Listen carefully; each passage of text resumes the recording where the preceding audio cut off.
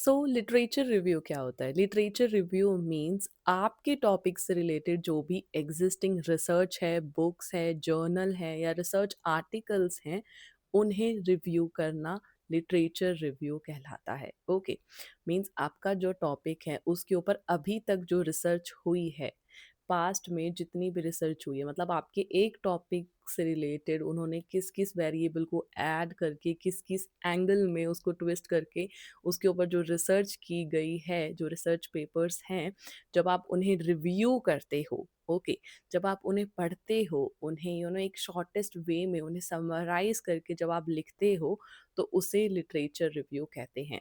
और yes, literature review के लिए आपको बहुत सारे पेपर्स रीड करने पड़ते हैं। और अगर आप स्टार्टिंग कर रहे हो अभी अपने पीएचडी की या फिर अपने रिसर्च करियर की, तो आपके लिए है बहुत ज़्यादा इम्पॉर्टेंट कि आप ज़्यादा से ज़्यादा रिसर्च पेपर्स को खुद रीड करो, ताकि आपको समझ आए कि आपका टॉपिक है क्या, आपके टॉपिक पे किस किस तरीके की रिसर्च ऑलरेडी हो चुकी है, किस किस तरीके से उसको ट्विस्ट एंड टर्न करके लोगों ने रिसर्च किया है।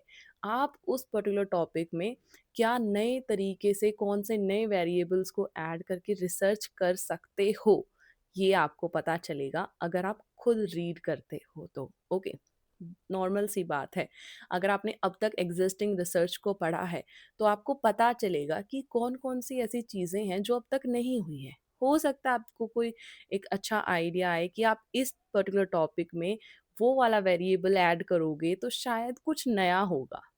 करेक्ट? सो रिसर्च पेपर्स पढ़ने बहुत ज़्यादा ज़रूरी हैं एक अच्छा लिटरेचर रिव्यू तैयार करने के लिए भी। और अपना बेस क्लियर करना है, अपना बेस स्ट्रॉन्ग करना है, ताकि आपकी पकड़ उस टॉपिक पे बहुत ज़्यादा अच्छी हो जाए, तो उसके लिए तो आपको रिसर्च पेपर पढ़ना ही पड़ेगा। अब आपका कोर्स वर्क खत्म हो चुका है और अब आपका एलआर प्रेजेंटेशन होगा। तो अब एलआर प्रेजेंटेशन के लिए आपको यू नो एटलीस्ट मान लो या मैक्सिमम मान लो 50 रिसर्च पेपर्स का रिव्यू तो आपने लिखना ही लिखना है, तैयार ही करना है। ओके, अब रिव्यू में लिखते क्या हैं, क्योंकि देखो जब आपने बुक पढ़ी है कभी, तो जब हम किसी बुक को रिव्यू करते थे तो हम पूरी बुक नहीं लिखते थे। करेक्ट? हम उसका जो मेन एसेंस होता था हम सिर्फ वो लिखते थे। तो ऐसे ही जो रिसर्च पेपर है उसको हमने पूरा नहीं लिखना है हमारे रिव्यू में, उसके कुछ जो मेन चीज़ें हैं, जो मेन एसेंस होती हैं, हमें सिर्फ वो लिखना होता है। अब ये मेन चीज़ें होती क्या है? करेक्ट, हमें समझने में बहुत देर लग जाती है कि हमें एग्जैक्टली रिव्यू में उस पर्टिकुलर पेपर से रिलेटेड क्या लिखना होता है, किस चीज़ पे हमें ध्यान देना होता है ना? तो परेशान मत हो, सारी चीज़ें आज इसी एक ही वीडियो में मैं आपको बताऊंगी। बट उससे पहले आपको रिसर्च पेपर ढूंढने हैं, ये सबसे पहला टास्क है। लिखने से पहले तो आपको पेपर ढूंढना पड़ेगा। तो पेपर कहाँ से ढूंढोगे आप? सबसे पहला कि आप अपने गाइड से कांटेक्ट करो कि आपका गाइड आपको शेयर करे। खुद से ढूंढना है तो रिसर्च स्कॉलर है, गूगल स्कॉलर है, सिमेंटिक स्कॉलर है, साई स्पेस है, आप इनके ऊपर अपने टॉपिक को लिखोगे और आपके सामने पेपर्स आ जाएंगे।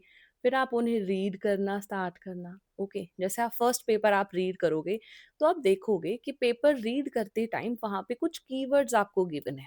ठीक है, आपने कुछ नहीं करना, पहले तो उन कीवर्ड्स को नोट डाउन कर लेना। उससे क्या होगा, उससे आपको पता चलेगा कि ओके ये वाले कुछ कीवर्ड्स हैं जो शायद आपके टॉपिक से रिलेटेड आपको भी ज़रूरत पड़ेगी। तो उससे क्या होगा कि आप अच्छे रिसर्च पेपर्स को ढूंढ पाओगे जब आपके पास आपके टॉपिक से रिलेटेड कुछ अच्छे कीवर्ड्स होंगे। ओके, पेपर हमें मिल गया, इन इन जगहों से हमने पेपर ढूंढ लिया। अब पेपर को रीड कैसे करना है?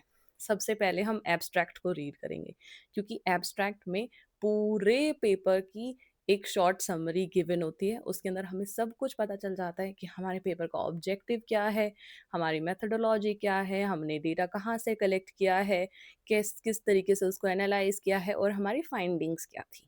ठीक है, एक बार रीड करो, नहीं समझ आ रहा दूसरी बार रीड करो। उसके बाद उसका इंट्रोडक्शन रीड करो। इंट्रोडक्शन से आपको उस पर्टिकुलर टॉपिक का जो क्वेश्चन है, उनका रिसर्च क्वेश्चन है, उसके बैकग्राउंड का पता चलेगा। उसका बेसिक इंट्रोडक्शन वहाँ पे गिवन होगा। उनका जो ऑब्जेक्टिव है पेपर में, आपको वो ऑब्जेक्टिव वहाँ से पता चलेगा, आपको रिसर्च गैप वहाँ से पता चलेगा। जो वो पर्टिकुलर पेपर जो है, वो पेपर क्या रिसर्च गैप फिल कर रहा है, ये आपको पता चलेगा। तो उससे क्या होगा, उससे आपको ये पता चलेगा कि इस पर्टिकुलर पेपर का क्या पॉइंट ऑफ व्यू है और इन्होंने किन चीज़ों पे काम किया है, और काम किया है तो इनको क्या मिला है। ठीक है? हमें यही गिनी-चुनी 2-3 बातों का ध्यान रखना होता है। एब्स्ट्रैक्ट हम रीड करेंगे, इंट्रोडक्शन हम रीड करेंगे, फाइंडिंग्स पे हम ध्यान देंगे। ठीक है? क्योंकि अब हमें लिटरेचर रिव्यू लिखना है, तो हम पेपर का लिटरेचर रिव्यू भी रीड करेंगे ताकि हमें पता चले कि किस तरीके से इन्होंने लिटरेचर रिव्यू को लिखा हुआ है।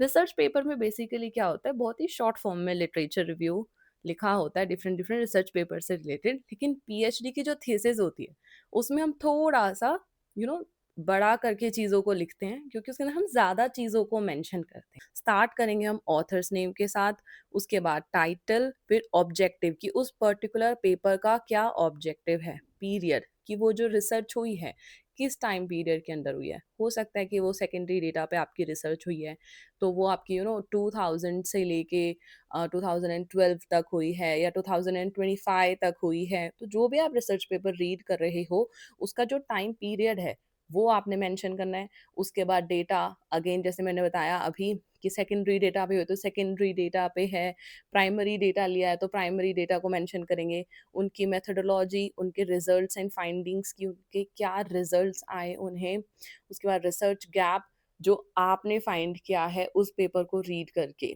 देखो हर पेपर के एंड में कुछ लिमिटेशंस गिवन होती है या फिर फर्दर या फ्यूचर रिसर्च करके वहाँ पे चीज़ें लिखी होती है जो हमें हेल्प करती है उस पेपर के अंदर का रिसर्च गैप जानने में। ठीक है?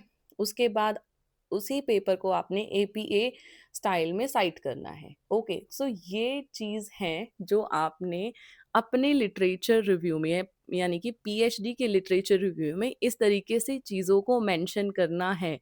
ओके, अब बहुत आसान लग रहा होगा आपको लिटरेचर रिव्यू कि आपने पेपर को रीड करना है, इन-इन चीज़ों पे ध्यान देना है, इन-इन चीज़ों को समझना है और इनको इस तरीके से आपने लिखना है। Clear? So at least 50 papers तो आप खुद रीड करो और उनका लिटरेचर रिव्यू लिखो। बाद में अगर आपको बहुत अच्छे से समझ आ गया है और आप बहुत अच्छे से कर लोगे, तो आप और ज़्यादा पीडीएफ्स डाउनलोड कर सकते हो और उन पीडीएफ्स को आप नॉर्मली चैट जीपीटी में भी डालते हो और इन चीज़ों को मेंशन करते हो कि मुझे इन पेपर का ये चीज़ें आप दो, तो वो आपके लिए खुद भी लिख के देगा। बट ये बाद के लिए है, इसके एडिक्टेड मत हो जाना क्योंकि कॉन्सेप्ट क्लियर होना भी बहुत ज़्यादा ज़रूरी है, ठीक है? जो आपकी एलआर प्रेज़ेंटेशन होती है, उसमें एक आपको एक एक्सेल की टेबल भी प्रिपेयर करनी होती है या फिर आप वर्ड में भी वो टेबल प्रिपेयर कर सकते हो, जिसके अंदर कौन-कौन सी चीज़ें होनी चाहिए।